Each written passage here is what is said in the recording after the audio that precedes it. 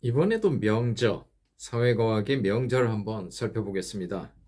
미셸 푸코의 감시와 처벌입니다. 너무나 또 유명한 책이죠. 감옥의 탄생을 말하는 저자의 1975년작으로 2016년 3월 번역 개정판을 제가 읽었습니다.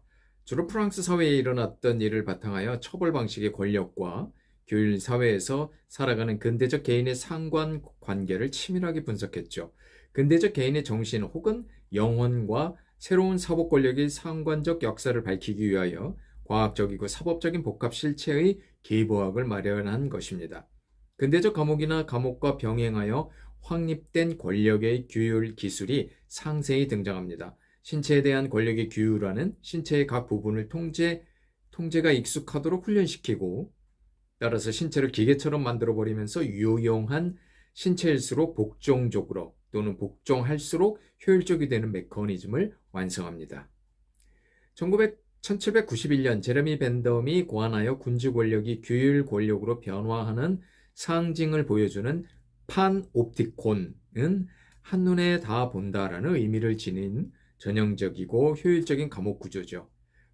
판옵티콘에서 죄수는 규율 권력을 내면화하여 스스로 자신을 검사하게 되고 감시와 통제 및 교정의 권력 관계의 기본적 특징을 보이는데, 사실 그것은 감옥 밖의 사회 어디에서도 이용될 수 있습니다.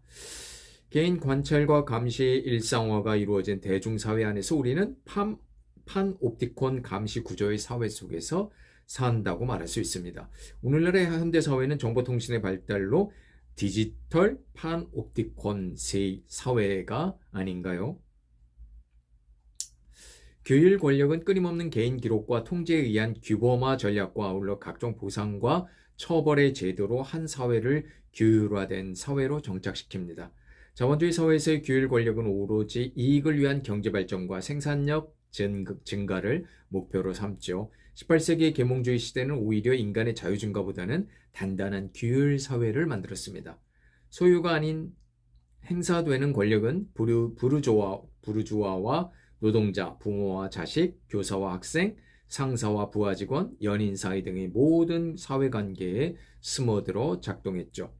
감옥의 역사에서 공장이나 병원 및 학교 같은 감옥 밖 현상과 어떤 상호 관련성이 있는지 파악하면서 인문과학과 사회과학이 권력의 전략과 맞물림으로써 사회과학적 규범과 인간관을 만들어버린 사실을 인식하게 됩니다. 인간에 관한 과학의 탄생, 아마도 그것은 신체와 동작 및 행동에 대한 근대적 강제권의 작용이 이루어진 영광스럽지 못한 고문 보관소를 만들어냈을 뿐이다. 판옵티콘의 체제 속에 살고 있는 사람은 언제나 권력에 예속될 수밖에 없습니다. 그러나 그러한 분명한 사실을 올바로 인식하고 깨닫는 과정 이후에는 주체적 삶의 가능성이 전혀 보이지 않는 것은 아닙니다. 현실을 지속적으로 인식하면서 비판적 사고를 멈추지 않는다면 새롭고 창의적인 방법이 떠오를 수 있을 것입니다. 권력의 감시와 인간의 예속화가 빚어내는 참상을 이겨내려면 점점 뜨거워지는 물에 담겼으면서도 인식하지 못하는 개구리가 되지 않으면 충분히 가능합니다. 제1부 신체형에서는 수용자의 신체와 신체형의 호화로움을 설명합니다. 고통스럽고 잔인한 신체 형벌 제도가 18세기 중후반부터 19세기 초까지 서서히 소멸되기 시작합니다.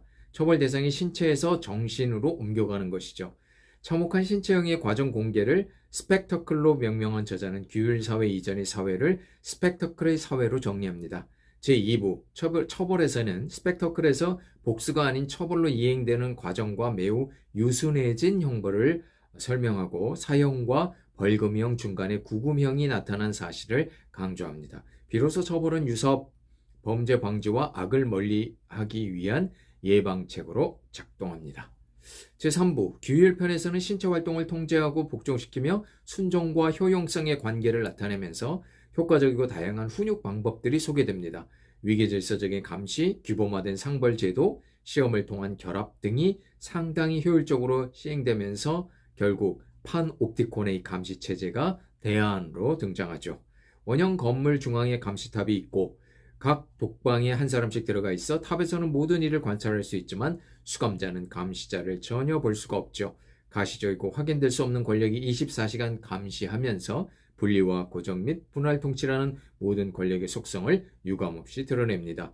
비대칭과 불균형만이 존재하는 판옵티콘 시스템은 감옥뿐만 아니라 병원, 학교, 작업장 등으로 확산되면서 권력에게 물적, 인적, 시간적 경제성을 선사합니다.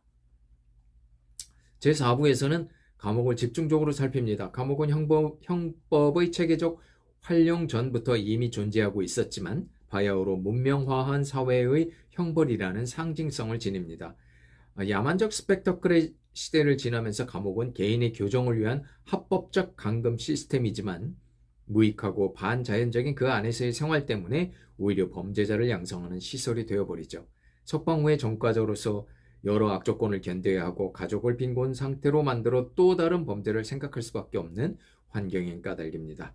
감옥은 또한 계급상의 불균형을 나타내어 대다수 하급층에게는 매우 불리하게 작용하여 위법 행위를 조장하는 측면도 있죠. 지배계급의 불법적 이익과 권력 순환에 적절하게 이용되는 것입니다. 오늘날의 권력과 부는 판옵티콘 시스템을 디지털적으로 매우 정교하게 사용하죠. 권력을 유지하고 부를 증대시키기 위해 발전과 진보를 빌미로 얼마든지 법 준수와 위법 행위를 넘나들며 사리사욕을 채우고 있는 것이죠.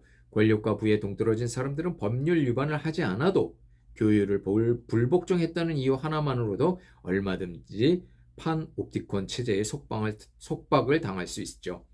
전통적 감옥의 범위는 디지털을 타고 사회 전 영역에 확산됩니다. 범죄에 대한 처벌과 감시 시스템의 역사적 변천사를 살피다가 판옵티콘 속에 살고 있으면서도 안전하고 평온하게 여기고 있는 우리들의 모습을 깨닫습니다. 진정한 자유를 마음껏 누리고 사는 세상은 정녕 쉽게 오지 않을까요?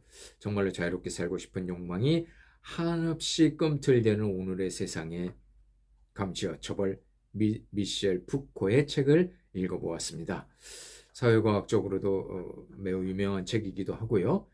법조인을 지망하는 학생들이 반드시 읽어야 될 책이라고 보고, 또 사회 문제에 대해서 인문사회 과정에 있는 학생들도 꼭 읽어오면 좋다고 생각하여 요약을 한번 해봤습니다. 미셸 푸코의 감시와 처벌이었습니다.